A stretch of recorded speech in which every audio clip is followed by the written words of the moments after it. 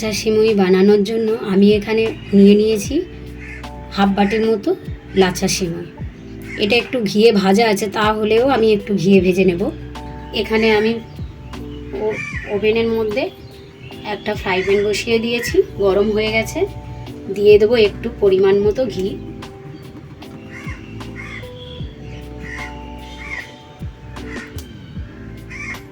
দিয়ে দেবো তেজপাতা,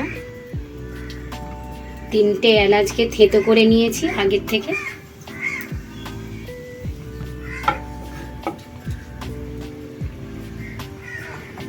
এলাচটাকে আমি থেঁতো করে দিয়েছি, তার কারণ এলাচের দানাগুলো ভীষণ গালে পড়ে, তখন বাজে লাগে, তো সেজন্য আমি একটু থেঁতো করে দিয়েছি। আপনারা চাইলে গোটা ফাটিয়ে একটু দিয়ে দিতে পারেন ঘিয়ের মধ্যে। তো গরম হয়ে গেছে, আমি দিয়ে দেবো লাচা সিমুইটা।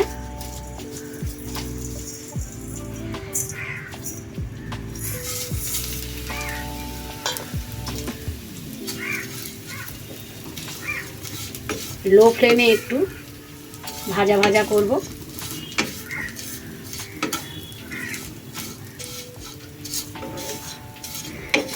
একটু হালকা ব্রাউন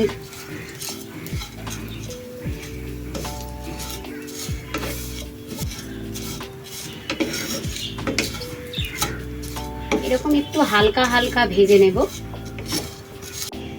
সিমুইটা এখানে ভাজা হয়ে গেছে, ঠিক এই রকম ভাজা হবে, লাল লাল। আমি এখানে ওভেনে একটা কড়াইতে আগের থেকে দুধ বসিয়ে দিয়েছিলাম। দুধটা বেশ ফুটে উঠেছে, তো দুধটা একটু ঘন করে ফুটিয়ে নেব। একটু ঘন হয়ে আসবে, যতক্ষণ ঘন হবে ততক্ষণ অপেক্ষা করতে হবে।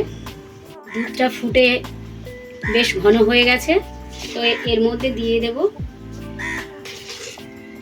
একটু লবণ। খুব বেশি লবণ দেব না, অল্প একটু লবণ দেব। দিয়ে দেব আখের গুড়ের বাতাসা,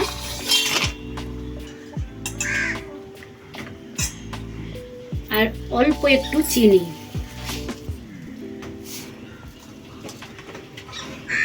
আপনারা চাইলে পুরোটাই চিনি দিতে পারেন বা পুরোটাই গুড় দিয়ে বানাতে পারেন। আমি এখানে একটু সেন্ট হওয়ার জন্য, সুন্দর ফ্লেভার আসার জন্য গুড়ের বাতাসাটা ইউজ করেছি, যেহেতু বাতাসাটা আমার ঘরে ছিল তাই। এইভাবে লাচা সিমুই বানিয়ে দেখবেন, দুর্দান্ত খেতে হবে। গুড় আর চিনিটা দিয়েছি যেহেতু, একটু আরেকটু ভালো করে ফুটিয়ে নেব, না হলে জলা জলা ভাব হবে। আমি এখানে 10 টাকার একটা আমুলের পাউডার, আমুল দুধের পাউডার নিয়ে গুলিয়ে নিয়েছি। এবার এটাকে আমি দুধের সাথে মিলিয়ে দেব, দিলে আলাদা রকমের একটা টেস্ট হবে।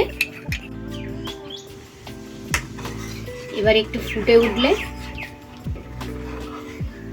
দিয়ে দেব সিমুইগুলো, দিয়ে দেব এর মধ্যে কিশমিশ।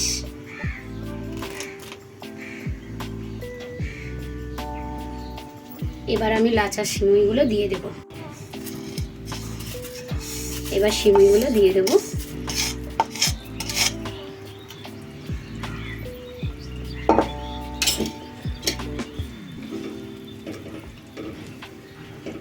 সিমুইটা দেওয়ার পরে অল্প একটু ফুটিয়ে নেব, বেশি ফোটালে তাহলে খেতে ভালো লাগবে না।